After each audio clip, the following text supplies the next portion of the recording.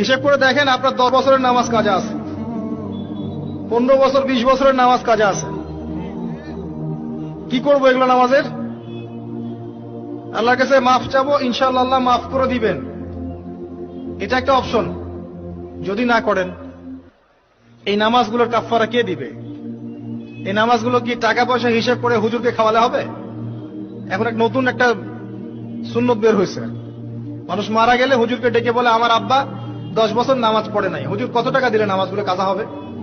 হুজুরও বলে হ্যাঁ, প্রত্যেক নামাজের জন্য যদি 500 করে দেন আমি ওয়াক্ত ওয়াক্ত হিসাব করে পড়ে দিব।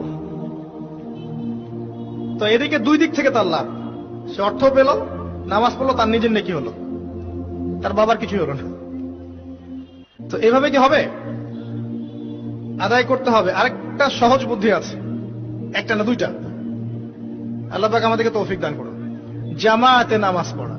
যখন আপনি জামাতে এক ওয়াক্ত নামাজ পড়ছেন, আপনি 25 বা 27 ওয়াক্তে নেকি পাচ্ছেন। এখানে আপনি ক্যালকুলেশন মিলাতে পারবেন। একটা হচ্ছে বেশি বেশি নফল নামাজ পড়া, ফরজের ঘাটতিগুলো আল্লাহ পাক নফল দিয়ে পূরণ করবেন ইনশাআল্লাহ। আরেকটা অপশন আছে ওমরা করা। কেন বললাম ওমরা করা? ওমরা করতে গেলে আপনি কাবা ঘরে হারামে নামাজ পড়বেন, আবার যদি আপনি মদিনা জিয়ারত করতে যান